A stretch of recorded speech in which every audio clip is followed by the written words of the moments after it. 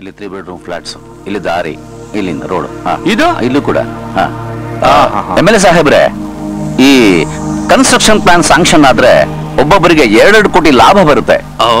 ಆದ್ರೆ ಈ plan sanction ಮಾಡೋ ಆಫೀಸ್ ನಲ್ಲಿ ಇಂಜಿನಿಯರ್ ನೀಲ್ಕಂಠಯ್ಯ ಇದಾನಲ್ಲ, ಸ್ಯಾಂಕ್ಷನ್ ಮಾಡಲ್ಲ ಅಂತ ಹೇಳ್ತಾರಂತೆ. ಅದೇ ಮಾಡಕ್ ಆಗುದಿಲ್ಲ ಅಂತಾನ? ಅದ್ ಹೆಂಗ? ಅವ ಕೇಳದಷ್ಟು ಲಂಚ ಕೊಟ್ರೆ ಅವ ಯಾಕೆ ಅವರಪ್ಪ ಬಂದ್ ಸಹಿ ಮಾಡ್ತಾನ ರೇ? ಅವ್ನ್ ಲಂಚ ತಿನ್ನೋದಿಲ್ರಿ, ಅದೇ ಬಂದಿರೋದು ಪ್ರಾಬ್ಲಮ್. ನನ್ನ ಮಗ ಲಂಚ ತಿನ್ನಲ್ಲ ಅಂದ್ರೆ ಈ ಸಿಟಿನಲ್ಲಿ ಹೇಗ್ ಬದುಕಿದಾನ ಅವನು? ನಿಜ ಹೇಳ್ಬೇಕು ಅಂದ್ರೆ ಅವನು ನಿಯತ್ತಿನ ಮೂರ್ಖ ಇರ್ಬೇಕು ನೋಡಿ.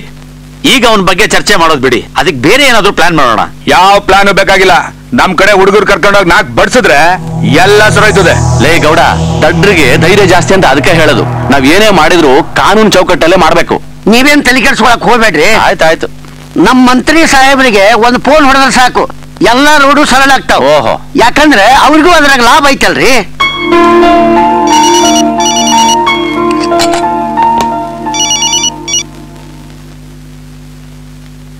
ಹಲೋ, ನಾನ್ರಿ ಸಾಹೇಬ್ರ. ಓ ಬಣಕಾರ, ಚೆನ್ನಾಗಿದೀಯಾ? ಆ ಪ್ಲಾನ್ ಸ್ಯಾಂಕ್ಷನ್ ಬಗ್ಗೆ ನೀನ್ ಯಾಕೆ ತಲೆ ಕೆಡಿಸ್ಕೋತೀಯ? ನಾನು ಈಗಲೇ MD ಗೆ ಫೋನ್ ಮಾಡಿ ಹೇಳ್ತೀನಿ, ಆ ಪ್ಲಾನ್ ಸ್ಯಾಂಕ್ಷನ್ ಮಾಡಿಕೊಡ್ತಾರೆ, ನೀನೇನ್ ಚಿಂತೆ ಮಾಡಬೇಡ. ಆಯ್ತು. ನಮಸ್ಕಾರ ಸರ್. ಸರ್ ನೀವೇ ಯಾಕೆ ಸರ್ ಫೋನ್ ಮಾಡಕ್ ಹೋದ್ರಿ? ನಿಮ್ ಪ್ರಿಯ ಕೈಲಿ ಫೋನ್ ಮಾಡಿಸಿದ್ರೆ ಸಾಕಾಗಿತ್ತು ಸರ್. ಆಯ್ತು, ನಾ ಹೇಳೋದನ್ನು ಸರಿಯಾಗಿ ಕೇಳಿಸ್ಕೊಳ್ಳಿ. ಆ ರವಿ ಕನ್ಸ್ಟ್ರಕ್ಷನ್ ಪ್ಲಾನ್ ಕೊಟ್ಟಿದಾರಲ್ಲ, ಅದು ಇವತ್ತೇ ಸ್ಯಾಂಕ್ಷನ್ ಆಗ್ಬೇಕು. ಸರ್ ಮಿನಿಸ್ಟರ್ ಕೆಲಸ ಮಾಡಕ್ ಆಗಲ್ಲ ಅಂದ್ಮೇಲೆ ನಾವ್ಯಾಕೆ ಸರ್ ಗೌರ್ಮೆಂಟ್ ಸರ್ವಿಸ್ ಅಲ್ಲಿ ಇರ್ಬೇಕು? ನೀವ್ ಅದೇನ್ ಮಾಡ್ತಿರೋ ನನಗೆ ಗೊತ್ತಿಲ್ಲ ರೀ, ಇವತ್ತು ಅದ್ ಆಗ್ಬೇಕಷ್ಟೇ. ಸರ್ ನಿಮ್ ಕೆಲಸ ಆಯ್ತು ಅಂತ ಅನ್ಕೊಳ್ಳಿ ಸರ್. ಆಯ್ತು, thank you sir. Neelkanthayya sir, ಬನ್ರಿ ಇಲ್ಲಿ. ಬಂದ್ಬಿಟ್ಟೆ ಸರ್.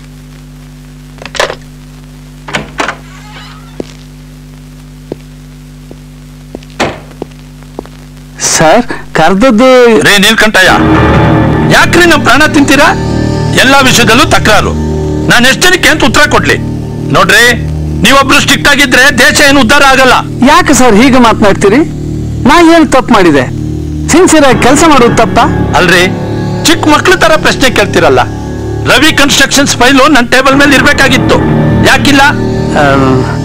ನೋಡಿ ಸರ್, ರವಿ ಕನ್ಸ್ಟ್ರಕ್ಷನ್ ಅವರ ಪ್ಲಾನು ಬೈಲಾಗೆ ಮ್ಯಾಚ್ ಆಗುವುದೇ ಇಲ್ಲ ಸರ್. ರೋಡ್ ರೇಷಿಯೋ ಪ್ರಕಾರ ಅವರಿಗೊಂದು 10 ಫ್ಲೋರ್ ಕೊಡಬಹುದು, ಅವ್ರು 21 ಫ್ಲೋರ್ ಕೇಳಿದ್ರೆ ಹೇಗ್ ಕೊಡ್ಲಿಕ್ಕೆ ಆಗ್ತದೆ ಸರ್? ರೇ, ಬೆತ್ತಲೆ ರಾಜ್ಯದಲ್ಲಿ ಬಟ್ಟೆ ಹಾಕಕ್ ಹೋಗ್ಬೇಡಿ.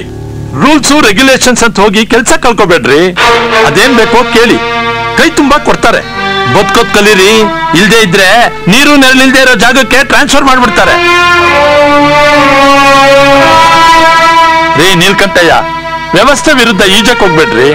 ನಿಮ್ ನೀತಿ ನಿಯತ್ತು ಎಲ್ಲ ನಿಮ್ ಮನೇಲಿ ಇಟ್ಕೊಳ್ಳಿ. ಅದೇನ್ ಮಾಡ್ತೀರಾ ನನಗೆ ಗೊತ್ತಿಲ್ಲ. ಇನ್ 2 ಗಂಟೆ ಒಳಗೆ ಆ ಫೈಲು ನನ್ನ ಟೇಬಲ್ ಮೇಲೆ ಇರ್ಬೇಕು. It is my order. ಎಲ್ಲ ನಿಮ್ ಒಳ್ಳೇದಕ್ಕೆ. ಹೋಗೋಗಿ.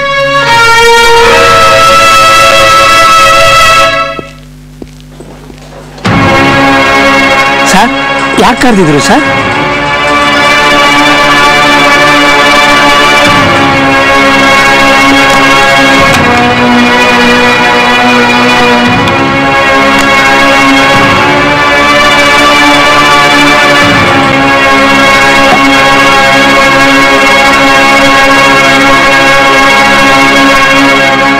ನಮಸ್ಕಾರ ಸರ್. ಇಟ್ಕೋ, ಮಜಾ ಮಾಡಿ. Thank you sir. ಏಯ್, ಯಾರೋ ನೀಲ್ಕಂಠಯ್ಯ? ಓ, ನೀನಾ ನೀಲ್ಕಂಠಯ್ಯ? ಹೌದು ಸ್ವಾಮಿ. ನಾವೆಲ್ಲ ಯಾರು ಗೊತ್ತಾ? ಅಲ್ಲೋ ಮಗನ, ನಮ್ ಬಿಲ್ಡಿಂಗ್ ಪ್ಲಾನ್ ಮೇಲೆ ಸಹಿ ಮಾಡುದಿಲ್ಲ ಅಂತ ಯಾಕೆ? ಮೈಯಾಗ ಆರಾಮ ಐತಿಲ್ಲ? ನೋಡಿ, ನೀವು ಸ್ವಲ್ಪ ನಾ ಹೇಳುವುದನ್ನು ಕೇಳಲಿಕ್ಕೆ ಬೇಕು. ಈಗ ನೀವು ಕಟ್ಟಡ ಕಟ್ತಾ ಇದ್ದೀರಲ್ಲ, ಆ ಏರಿಯಾದಲ್ಲಿ 21 ಅಂತಸ್ತಿನ ಕಟ್ಟಡವನ್ನು ಕಟ್ಟಲಿಕ್ಕೆ ಅನುಮತಿ ಕೊಡಬಾರದು ಅಂತ ಸರ್ಕಾರದ ಆಜ್ಞೆ ಆಗಿದೆ. ಅದು ನಿಮಗೆ ಗೊತ್ತೇನು? ಏಯ್ ನೋಡ, ನಮಗೆ ಸರ್ಕಾರದಲ್ಲಿರೋ ಮಿನಿಸ್ಟರ್ಗಳ ರೆಕಮೆಂಡೇಶನ್ ಇದೆ. ನಿನಗೆ ಎಷ್ಟು ಲಂಚ ಬೇಕು ಅಷ್ಟು ಹೇಳು. ನೋಡಿ ಸ್ವಾಮಿ, ನಾನು ಲಂಚಕೋರ ಅಲ್ಲ. ನನ್ನ ದುಡಿಮೆಗೆ ಸರ್ಕಾರ ಕೊಡೋ ಹಣದಿಂದ ಸುಖವಾಗಿ ಜೀವನ ಮಾಡ್ತಾ ಇದ್ದೇನೆ ನಾನು. ಹಾಗಾದ್ರೆ ಬಹಳ ದಿವಸ ಈ ಆಫೀಸಲ್ಲಿ ಇರೋದಿಲ್ಲ. ನೀವು ಬೇಕಾದ್ ಮಾಡಿ, ನಾನು ಯಾರಿಗೂ ಯಾವುದಕ್ಕೂ ಹೆದರುವವನಲ್ಲ. ನನ್ನ ಮನಸ್ಸಾಕ್ಷಿಗೆ ವಿರುದ್ಧವಾಗಿ ಲಂಚ ತೆಗೆದುಕೊಳ್ಳುವವನಲ್ಲ ನಾನು. ಏಯ್ ಲಂಚ ತಗೊಳ್ಳಲ್ಲ ಅಂದ್ಮೇಲೆ ಗೌರ್ಮೆಂಟ್ ಆಫೀಸ್ ನಲ್ಲಿ ಯಾಕೋ ಕೆಲಸ ಮಾಡ್ತೀಯಾ? ಎಲ್ಲಾದ್ರೂ ಹೋಗಿ ತರಕಾರಿ ಮಾರು, ಇಲ್ಲ ಕಬ್ಬನ್ ಪಾರ್ಕ್ ನಲ್ಲಿ ಕಡ್ಲೆಕಾಯಿ ಮಾರು. ನಾಳೆ ಬೆಳಿಗ್ಗೆ ಬರ್ತೀವಿ. ಪ್ಲಾನ್ಗೆ ರುಜುವಾಗಿರ್ಬೇಕು, ಇಲ್ಲ ಅಂದ್ರೆ ನಿನ್ನ ಹೆಂಡತಿ ಮಕ್ಕಳು ನಾಳೆ ಬರ್ತೀವಿ. Let's move. ಇದು ಬೇಕಾ ನಿನಗೆ? ಅಯ್ಯೋ, ಇವ್ರ ಹತ್ರ ನಾನು ಲಂಚ ತೆಗೆದುಕೊಳ್ಳೋದು ಕಲಿಬೇಕಾ? ಲಂಚ ತಗೋಬೇಕಂತೆ? ನನ್ನ ಸರ್ವಿಸಲ್ಲಿ ನಾನು ಲಂಚ ಮುಟ್ಟಿಲ್ಲ. ಸಾತ್ವಿಕ ಬದುಕನ್ನು ಬದುಕ್ತೀನಿ ಅಂತ ಹೇಳಿ ಅಪ್ಪ ಸಾಯುವಾಗ ನಾನು ಮಾತು ಕೊಟ್ಟಿದ್ದೇನೆ.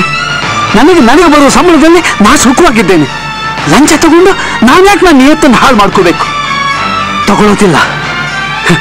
ನಾನು ಉಪವಾಸ ಇದ್ರೂ ಪರವಾಗಿಲ್ಲ, ನನ್ನ ಹೆಂಡತಿ ಮಕ್ಕಳು ಸತ್ರೂ ಪರವಾಗಿಲ್ಲ. ನಾವು ಲಂಚ ತಗೊಳ್ಳೋದಿಲ್ಲ, ನಾವು ಲಂಚ ತಗೊಳ್ಳೋದಿಲ್ಲ, ನಾವು ಲಂಚ.